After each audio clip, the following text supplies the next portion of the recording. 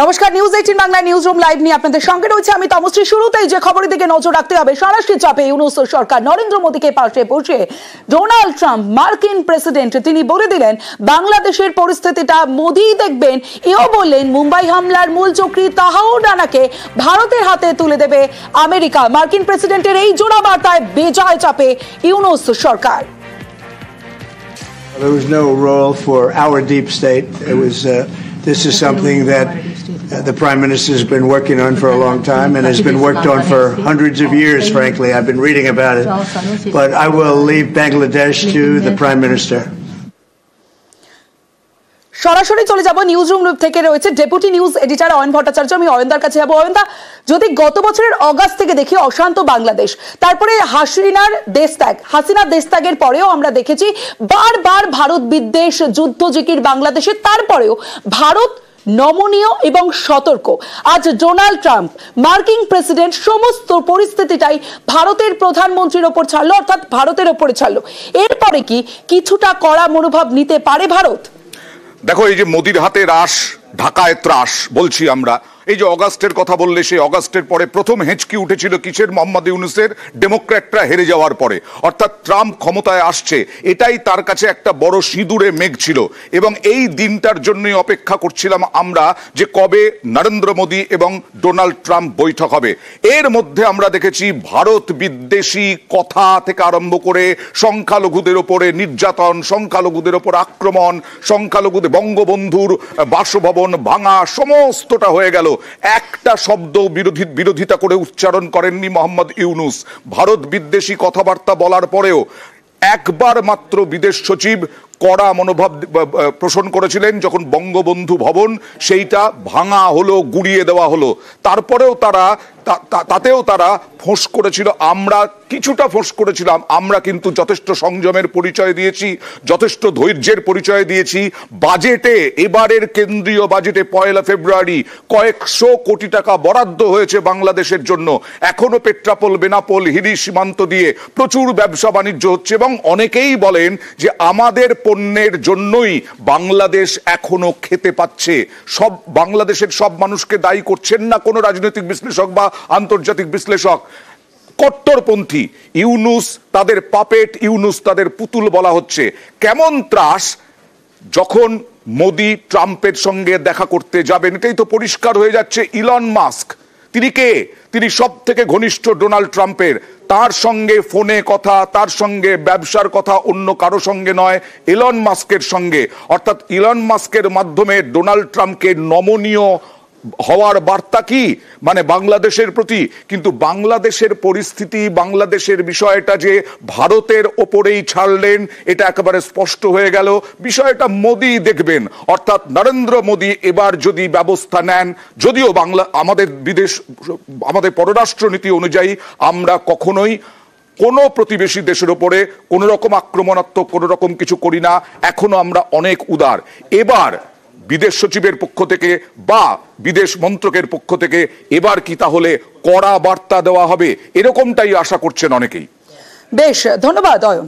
আমরা কথা বলছিলাম আমাদের ডেপুটি নিউজ এডিটরের সঙ্গে। আমার সঙ্গে এই মুহূর্তে সরাসরি রয়েছেন আন্তর্জাতিক সম্পর্ক বিশেষজ্ঞ মৈনাক পুততুণ্ড। আমি কথা বলবো তার সঙ্গে। মৈনাকদা, এই যে ট্রাম্পের এই বার্তা, প্রধানমন্ত্রীর সঙ্গে আজ বৈঠক এবং তারপর ট্রাম্পের এই বার্তা, কতটা চাপ বাড়বে মোহাম্মদ ইউনূসের ওপর? মোহাম্মদ ইউনূস সরকারের উপরে বাংলাদেশের অভ্যন্তরীণ বিষয়ের জন্য প্রচন্ড চাপ তৈরি হয়েই রয়েছে। বাংলাদেশের ভেতরে রাজনৈতিক দলগুলির মধ্যে কোনো ঐক্যমত্য হচ্ছে না। যে সরকার ইউনূস সাহেব চালাচ্ছেন সেই সরকারের লিগাল ভিত্তি কি সেই বিষয়ে বাংলাদেশের আদালত সম্পূর্ণ একমত হতে পারছে না।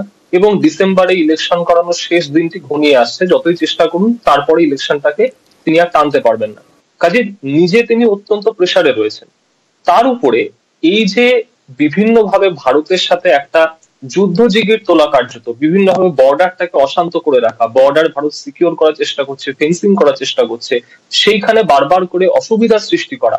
এবং এই সমস্ত জিনিসের মধ্যে যেভাবে আজকে ডোনাল্ড ট্রাম্পের এই বক্তব্যটি আসলো, আমাদের ভারতের প্রধানমন্ত্রীকে পাশে বসিয়ে তিনি যেভাবে কার্যত শুধু বাংলাদেশ নয়, আমি বলবো গোটা দক্ষিণ এশিয়ার একটা স্ট্র্যাটেজিক দায়িত্ব এবং দক্ষিণ এশিয়ার অভিভাবকের একটা দায়িত্ব, বিগ ব্রাদার যে কথাটা বলা হয় ভারতের এই সাউথ এশিয়া নীতি অনুযায়ী, সেটা তিনি ভারতের হাতে তুলে দিচ্ছেন এবং এটা তিনি সিগন্যাল দিতে চাইছেন আমার মনে হয় এর মাধ্যমে। এবং যে কথাটা তিনি বলেছেন ডিপ স্টেট বিষয়, আমার মনে হয় আসল উদ্দেশ্যটা হচ্ছে বলার যে ডিপ স্টেট বা যে মার্কিন বাইডেন প্রশাসন বাংলাদেশের এই ইউনূস সরকারকে যেভাবে সাহায্য সহযোগিতা দিয়ে আসছিল, সেই সাহায্য সহযোগিতা এখন থেকে বন্ধ।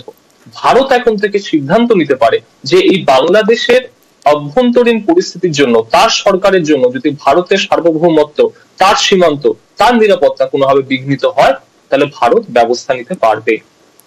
এখান থেকে আপনার কাছে জানতে চাইবো যে ট্রাম্পের এই সমর্থন বার্তার পর মোদী সরকার কতটা কড়া হতে পারে? দেখুন, কিছু আমি জানি যে কিছু লোক হয়তো আলোচনা করছেন যে একদম সরাসরি সার্জিক্যাল স্ট্রাইকের মতো কোনো বিষয়, কেউ হয়তো বলছেন যে না আরো বেশি অনেক ইকোনমিক স্যাংশন চাপানো হোক, ভিসার বিষয়টাতে আরো কড়াকড়ি করা হোক। আমার নিজের ব্যক্তিগতভাবে মনে হয় যে এগুলি খুব ভালো পন্থা নয়। আমাদের সার্বভৌমত্বের রেসপেক্ট করা যে নীতিটা রয়েছে সারা বিশ্বে এবং দক্ষিণ এশিয়ায়, তার থেকে যদি আমরা সরে যাই যে কোনো কারণেই হোক না কেন, সেটা কিন্তু আমাদের দিকেই ফিরে আসবে। আমরা এর আগে অতীতে মিলিটারি ইন্টারভেনশন করার চেষ্টা যখন করেছি, ধরুন শ্রীলঙ্কাতে, তার ফলাফল আমাদের জন্য খুব ভালো হয়নি। বাংলাদেশের অভ্যন্তরীণ পরিস্থিতি এরকম হয়ে আছে, সেখানে মৌলবাদ এক শ্রেণীর মানুষের মধ্যে, তারা ইনফ্লুয়েন্সিয়াল, তাদের মধ্যে এমন জায়গাতে চলে গিয়েছে যে অত্যন্ত বেশি আপনি ট্যারিফ চাপিয়ে, স্যাংশন চাপিয়ে বাংলাদেশকে যদি কোন ঠাসাও করে ফেলেন, তাহলে সম্ভবত তাদের সুবিধা সব থেকে বেশি হবে।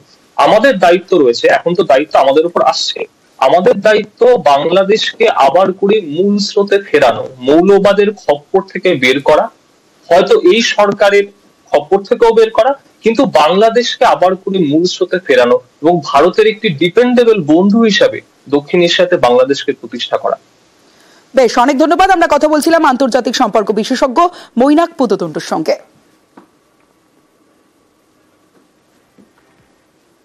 মার্কিন প্রেসিডেন্ট ডোনাল্ড ট্রাম্প আর ডোনাল্ড ট্রাম্পের এই ঘোষণায় ঢাকাও চাপে। ভয় পেয়ে এখন তারা যেন তেন প্রকারে ট্রাম্পের মন পেতে চাইছে। তাই ইউনুসকে এবার ফোন করতে হয়েছে ট্রাম্প ঘনিষ্ঠ ইলন মাস্ককে। তার সংস্থা স্টারলিংকের সঙ্গে হাত মিলিয়ে ব্যবসা করতে চায় বাংলাদেশের গ্রামীণ ব্যাংক। এই প্রস্তাব দিয়েছেন মোহাম্মদ ইউনুস। বৃহস্পতিবার মোহাম্মদ ইউনুসের সঙ্গে ফোনে কথা বলার পর নরেন্দ্র মোদীর সঙ্গে বৈঠক করেন টেসলা মোটরস এক্স সান্টেলের মালিক ইলন মাস্ক। তারপর মোদী ট্রাম্প বৈঠক হোয়াইট হাউসে, আর সেখানেই মোদীকে পাশে বসিয়ে ট্রাম্পের জোড়া বার্তা, যার জোরে এখন মোদীর হাতে রাশ আর ঢাকায় ত্রাস।